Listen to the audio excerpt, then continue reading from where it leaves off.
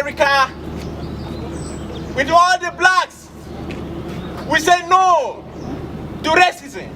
We say no to killings of the blacks in America. We say no to what is happening in the United States of America. We're here today to tell the President of the United States of America, through the ambassador to the United States of America, that enough is enough. We cannot take it anymore.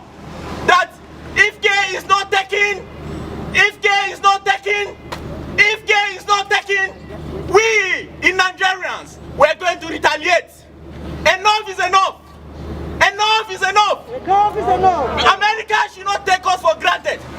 They should not think that they are the world power. They'll be molesting Nigerians. They'll be treating Nigeria as if they are not humans. Said there's a place called South Boston. No black person. In any case, I want to correct a notion. There is nobody that is black, and there is no one that is white. We have pink people and rednecks. That's what they are called in America. And then we are brown, beautiful, and bold people. Nobody, that is the color black, and this is the color white. Nobody is white. Let us correct that notion today.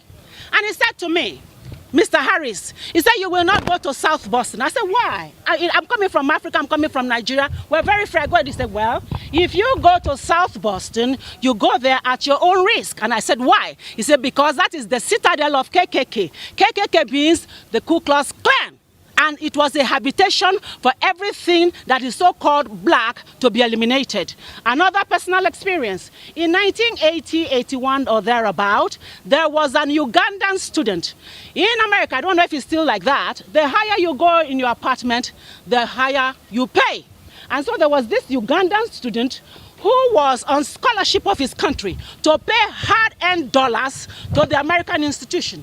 But on the opposite side was a white or a redneck boy. He's not white, redneck or pink man. And one day, he picked up his gun and he shot that boy dead. And we all trooped out like this as we are here. And we ended up in the court in Boston, Massachusetts. These are on record. Why did you kill him? He said because he did not go up that far to pay his rent, to look into a black face. Again, in quote, that black man also did not pay that kind of money to look into your pink or redneck face. And that case died. Again, in 1981, March 30th precisely, March 30th in 1981, John Hinckley Jr. traveled all the way from Texas to Washington, D.C., the seat of power. And because he wanted to, with the hope of impressing Jodie Foster, an American actress that he wanted to lay. And the lady says, no, you're not man enough. He said, okay, I'm going to prove to you that I'm not man enough. He traveled all the way from Texas to Washington to shoot President Ronald Reagan, shoot the press secretary, Brady, who is paralyzed. Today, John Hinckley is a free man, according to them, because of what? Obligation. Constitutional obligation. He is a free man for shooting their president in the chest, for paralyzing Brady and two others. Nothing happened. He's a free man. So today, I laid this as a foundation because I am I spent almost 17 years of my life in the US. So I'm very, very annoyed as a result of the indiscriminate killing of black people in the United States of America by agents of the state. It is instead a display of emotional and mental rage because we would no longer watch how our brothers and sisters are subjected to all manners of ill treatment by law enforcement officers in the United States of America. The death is not funny. It is not funny. The death of George Floyd is an act of barbarism that is being spearheaded by the white supremacists. Again, I keep saying there's nothing like white. He's either pink or redneck in the United States of America because black lives, brown colored people, their lives, our lives matter. But we say black lives indeed must matter. the Center for African Liberation and Socio-Economic Rights have in numerous forums stated that it is indeed time for the blacks, I want to continue to use the blacks because that's what we're used to, and Africans to take their destinies into their hands. If we must survive the fangs of the whites, whose desire is to see to the extinction of the entire black race in the world. Of course, you can tell from the recent COVID-19 where they have gathered together to say their agenda is for the depopulation of Africa. And of course, it will never happen. This is over 50 years down the line when the late Martin Luther King Jr. spoke about the emancipation of blacks in the United States of America. I want to say something here. I want to also call out our black brothers and sisters in America, Oprah Winfrey, Steve Harvey, Tyler Perry, Dionne Warwick, and the rest. Martin Luther King paid a maximum price for them to be what they think they are today. As a black person, you can never really amount to anything. So if they are going to keep silent over this matter, if they are not going to come out as we are coming out in Africa, tomorrow South Africa is marching, day after tomorrow Ghana is marching. One black life is equal to 10 rednecks. If they are not going to come out because they are so afraid they cannot say what that needs to be said, we are going to speak for them. Now, we are not unmindful that some of us have come here out of great trials and tribulations. Some of us have come fresh from narrow jail cells. And some of you and some of us have come from where our quest for freedom left us battered by the storms of persecution and staggered by the winds of police brutality. You have been the veterans of creative suffering. These words of Martin Luther King reverberate till date in the United States of America and other Western climes. And the question is, should we suffer untold hardship and persecution just because of the color of our skin? I am asking. No! Should we continue to suffer this brutality and barbarism?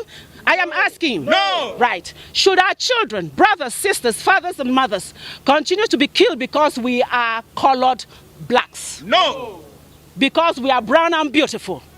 We are gathered here to register our displeasure with the happenings in the United States of America where black lives do not matter.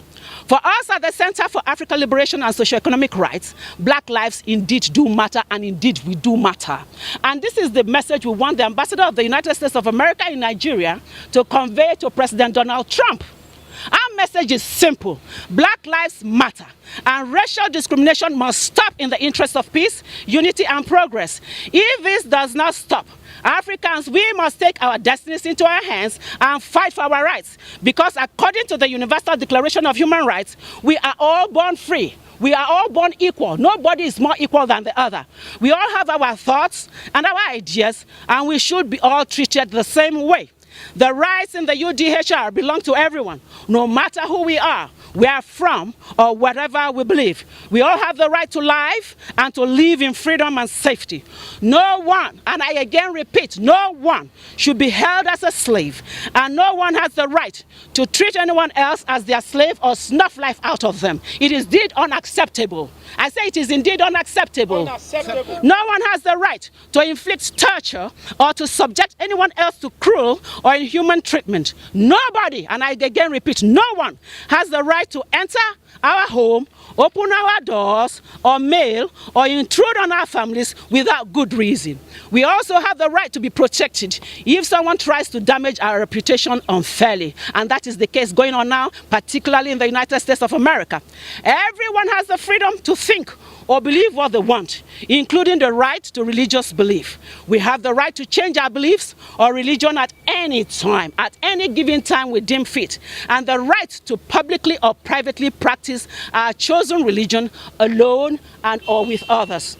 And no government, no people, no group or individual should act in a way that should destroy the rights and freedom of the Universal Declaration of Human Rights. By the way, America claims to be the citadel of human rights protection. So you begin to wonder why all this has been happening and going unchecked. These are provisions of the Universal Declaration of Human Rights, and we at the African Liberation and Socio-Economic Rights stand in agreement with all these provisions in sending a very strong message to the whites. They are not supreme to us brown people. They are not. In the United States of America, that they are not superior to us. I said they are not superior to us. No life is superior to any other life. Though the color of our skin may differ, we are all freeborn. Nobody is a slave of one another. And we are a great people. Although they came to Africa many years ago to take us because they cannot develop their own country. So they needed us to help them develop their own country. And today you turn around and you begin to kill the same people. For what? And I'm asking for what? Enough is enough. We are calling on all Africans to stand up for their rights. It is enough of the humiliation, the deprivation and the persecution, the annihilation agenda and the delineations. Africans are not slaves and will resist any form of slave treatments from those in positions of authority, particularly in the United States of America and elsewhere in the world. The Center for African Liberation and Socio-Economic Rights is sounding this warning to the United States of America. The United States of America, please listen and listen through your officials and particularly the ambassador here to protect black lives in the country, as the awareness is here to state that never shall we ever allow our rights and privileges to be trampled upon any longer. It is enough. The future is here. The future is black, whether you agree with it or not, whether you accept it or not, because we have all the mineral resources and you come and rip us of it and use it to develop your land. So the future of your own nation is us, and you cannot continue to kill us. And sisters in the United States of America, we stand in solidarity with them. America and other countries of the world, with our strong fist in the air, say enough is indeed enough, and blacks' lives matter. It is our wish that the ambassador of the United States of America in Nigeria sends this very strong message to the president, to present administration in the United States, that the rest of Africa is indeed watching. I keep saying it. We are indeed watching, and we are watching all these predators. And sooner than expected, you will stop being the predator. And that is a fact. We are wiser and we are more educated. We came to your land and we took your education. We took your technical know-how. And so we are much wiser. We are not the primitive people you all think we are. We are no longer that. We are no longer ancient people. We are very civilized. And in any case, civilization started from Africa. So you cannot tell us that you brought us civilization or knowledge. Africa is watching. And again, like I said, we are indeed watching closely. We are all watching you closely. How the present administration in the United States will do to make black lives matter and seek justice for late Floyd George. Africa is indeed waiting to see that justice is served to the killers of George Floyd, and as nothing short of that would be acceptable or tolerated by us. That we are blacks, I mean, we are not black. Nobody is black or white. Only a ghost is white. We are brown, bold, and beautiful people. Do not mean that our rights and privileges should be trampled upon. Enough of that nonsense. That happened centuries ago.